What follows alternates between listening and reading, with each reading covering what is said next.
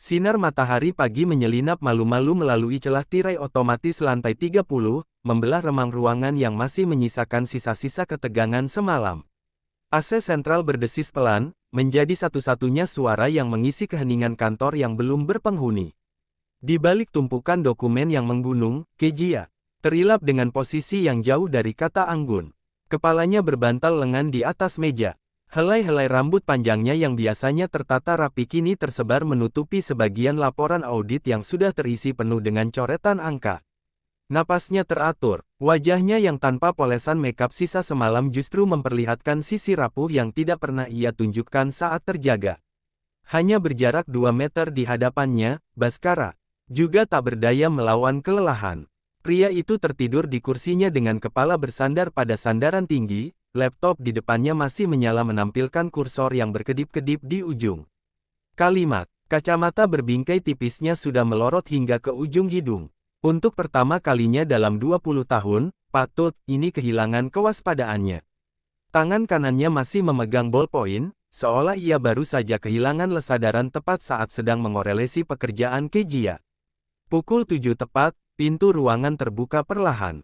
Suara gesekan pintu dengan karpet tebal itu hampir tak terdengar.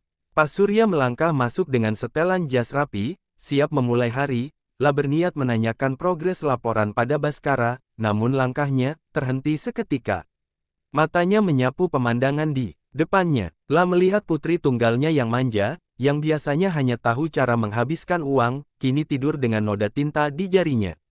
Lalu ia melihat Baskara, pria yang sudahlah anggap seperti adik sendiri. Pria yang selama ini hidup dalam cangkang trauma yang gelap, kini tampak bisa memejamkan mata dengan tenang di dekat seseorang. Pak Surya terpaku sejenak, tahu betul betapa sulitnya bagi Baskara untuk berada di dekat orang lain, apalagi sampai tertidur tanpa ras emas. Juga tahu betapa keras kepalanya Kejia.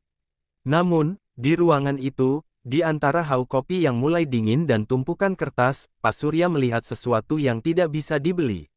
Dengan saham manapun, sebuah awal. Senyum tipis penuh arti mengukir wajah Pak Surya, tidak jadi membangunkan mereka, tidak ingin merusak kedamaian yang jarang terjadi ini. Dengan gerakan sangat perlahan, ia memegang gagang pintu, menariknya hingga tertutup rapat kembali tanpa menimbulkan suara. Pak Surya berdiri di koridor luar, menghela napas lega sembari membenahi letak dasinya. Mungkin benar, gumam Pak Surya pelan pada dirinya sendiri. Hanya api sekecil keselai yang bisa mencairkan es abadi di hati Baskara. Kemudian menoleh pada sekretaris di luar dan memberi instruksi singkat, batalikan semua janji temu Baskara sampai jam 10 pagi. Dan siapkan 2 porsi sarapan terbaik dari restoran bawah. Jangan ada yang masuk ke ruangan itu sampai mereka bangun sendiri. Di dalam ruangan, Kejia sedikit menggeliat dalam tidurnya, tanpa sengaja kakinya menyentuh ujung sepatu Baskara di bawah meja. Namun, tak ada teriakan, "Pak Tua," atau tatapan dingin. Hanya ada keheningan pagi yang hangat, sementara beban masa, lalu dan ego mereka sejenak terlupakan dalam lelap. Keheningan pagi itu pecah saat Baskara perlahan membuka kelopak matanya. Lehernya terasa kaku, namun hal pertama yang tertangkap oleh indranya bukanlah rasa sakit, melainkan pemandangan di depannya. Kejia masih terlelap, tanpa riasan tebal, tanpa tatapan sinis, wajah gadis itu terlihat sangat tenang. Baskara tertegun. Selama 20 tahun hidup dalam bayang-bayang trauma dan kebencian terhadap kedekatan manusia, tidak pernah membiarkan dirinya menatap seseorang sedekat ini. Ada gurat kelelahan di wajah Kejia, membuktikan bahwa gadis manja itu benar-benar bekerja keras semalaman hanya untuk menandingi keras kepalanya. Entah dorongan apa, Baskara tidak segera memalingkan wajah.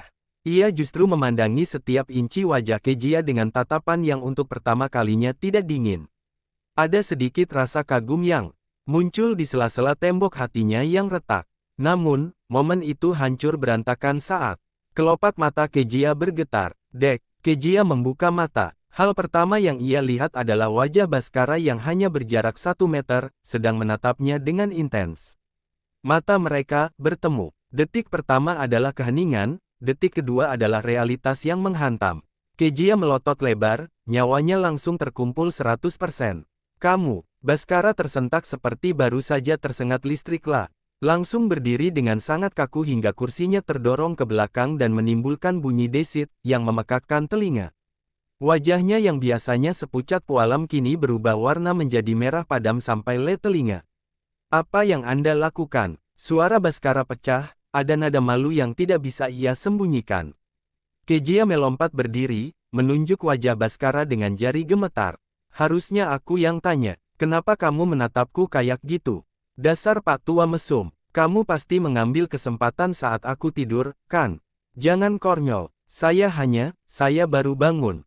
Baskara mencoba meraih kembali topeng dinginnya, tapi tangannya yang sibuk merapikan kacamata yang miring justru mengkhianati rasa malunya.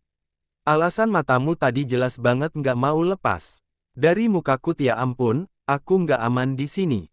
Papa harus tahu kalau sekretaris kesayangannya ini ternyata punya pikiran kotor. Kejia berteriak sambil memeluk dirinya sendiri seolah-olah sedang melindungi diri, padahal ia hanya ingin menutupi rasa canggung yang mendadak menyerangnya. Jaga bicara Anda, Nona Kezial, Baskara berusaha mengatur napas, jantungnya berdegup lebih kencang daripada saat ia dikejar Deadline Audit. Saya tidak punya waktu untuk memikirkan hal-hal tidak produktif seperti itu. Cepat cuci muka Anda, berantakan sekali. Tuh kan, ketahuan. Pasti kamu merhatiin setiap detail mukaku sampai tahu kalau berantakan, seru Kejia lagi, wajahnya ikut memerah. Dasar haut tanah nggak tahu diri. Ngaku aja kalau kamu mulai naksir aku. Baskara terdiam, terpaku di tempatnya. Kata-kata naksir itu terdengar seperti alarm bahaya di telinganya. Lah segera menyambar tas kerja dan beberapa dokumen, membelakangi Kejia agar gadis itu tidak melihat betapa kacaunya ekspresi wajahnya saat ini. Laporannya sudah saya periksa. Nilainya cukup lumayan. Sekarang pergi ke toilet dan rapihkan diri Anda sebelum staf lain melihat betapa tidak profesionalnya putri bos mereka, ucap Baskara dengan nada yang dipaksakan kembali dingin, meski Lah tidak berani menatap mata Kejia. Kejia menghentakkan kaki, meski dalam hati ia merasa ada sesuatu yang aneh. Pria kaku itu bisa malu juga. Pria yang ia sebut robot itu ternyata punya ekspresi manusia di balik kacamata membosankannya. Awas ya, jangan berani-berani menatapku lagi kalau aku lagi tidur, ancam Kejia sambil berjalan menuju pintu. Tutup pintunya dari luar, sahut Baskara tanpa menoleh. Begitu pintu tertutup, Baskara langsung terduduk di kursinya dan menutup wajah dengan kedua telapak tangan, Lah menghela napas panjang, mencoba menekan kembali memori tatapan Kejia tadi.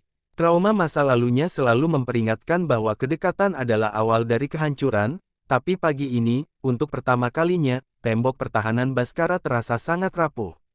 Kejia menghentakkan kakinya masuk ke ruangan. Pak Surya dengan wajah yang masih merah padam. Emosinya campur aduk antara kesal, malu, dan lapar yang mulai melilit perutnya.